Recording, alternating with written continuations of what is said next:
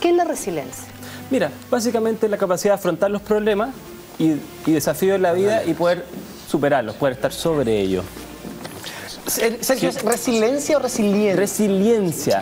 Porque viene del griego resilire. Resiliencia. Resiliencia del resilire. Viene de la física. Ya. Básicamente, ¿qué es? Es la capacidad que se descubrió de algunos materiales de poder someterse a presión y no deformarse. Entonces, lo mismo en las personas, la metáfora de que tú eres capaz de resistir presión y eres capaz de adaptarte a la presión y eres capaz de volver a ser tú mismo. Que es distinto de aguantar, es más bien...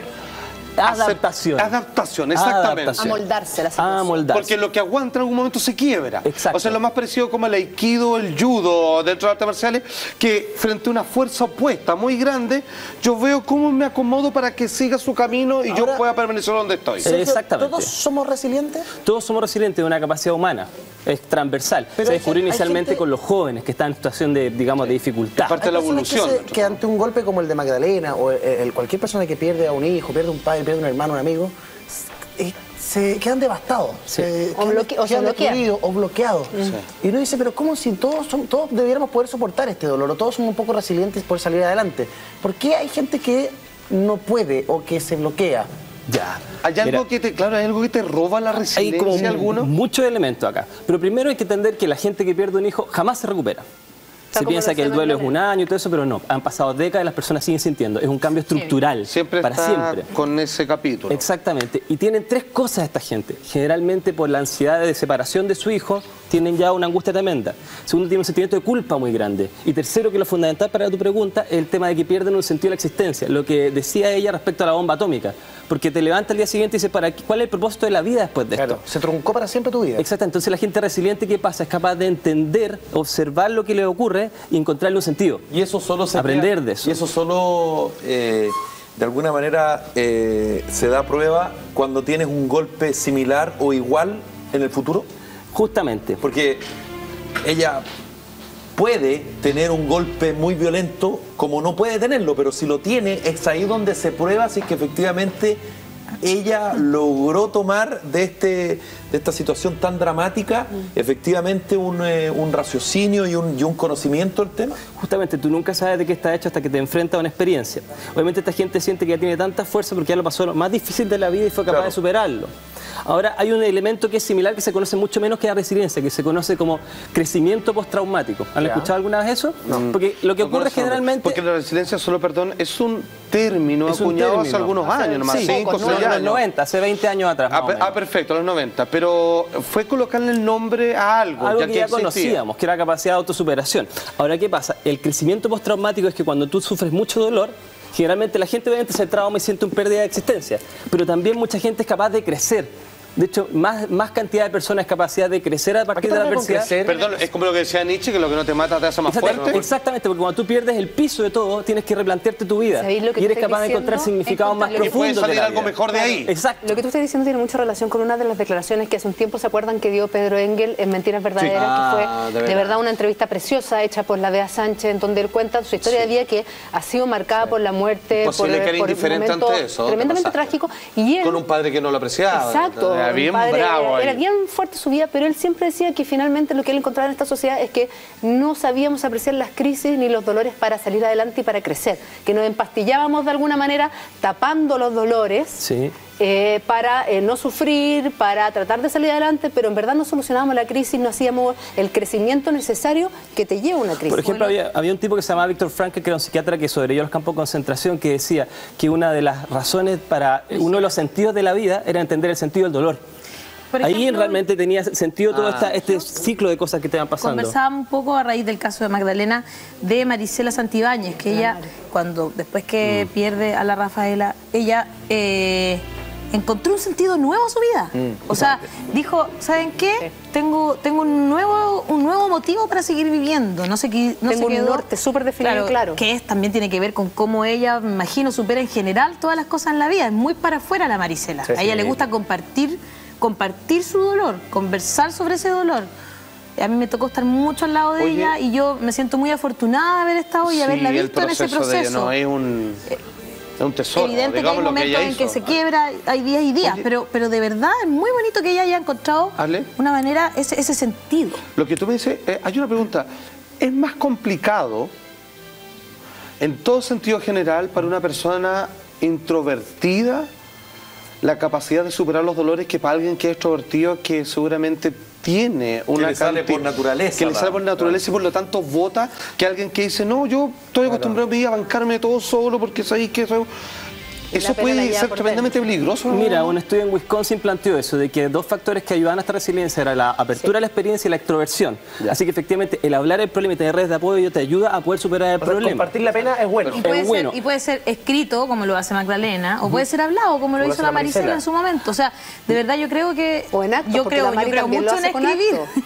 En escribir, porque a mí personalmente me sana. Ahora, pero hay otras personas como la Mari que actúan. O sea, la Mari es como... Pero de que hay que trabajarlo, guardarlo por ningún motivo. Exactamente, y quiero plantear algo a la Marisela que la aprecio mucho también y que ojalá que esté cada día mejor. Mira, generalmente las personas cuando encuentran un sentido a su dolor, por ejemplo, la Mari empezó a hacer una Dalit del tema del cáncer. Claro, exacto. Y también encuentra de la salud en general. Y encuentra un sentido en la pérdida de esta persona. Porque esta persona no muere. Deja un legado. Deja un legado. Claro, y sigue una bandera de lucha. Exactamente. Es lo que nos señalaba la semana pasada Andrea Sangüesa, la viuda de Roberto O Cecilia Russo. Rovaretti, que está organizando la marcha de los enfermos el próximo 12 de abril. Ella se levanta y dice, y le conversa. Voy a seguir con esto. Y le conversa. Claro. Y por lo tanto sigue más vivo que nunca. Entonces, porque ahora, digamos, está vivo en un movimiento cultural incluso. Exactamente. Entonces tú encuentras un nuevo sentido de tu existencia y encuentras un sentido a la partida de la persona que se fue. Ahora, Sergio, estamos hablando siempre de personas adultas y de cómo personas adultas reciben este proceso de la partida de un ser querido. Que ya explicamos que todos tienen un grado de resiliencia. Exacto, pero los niños...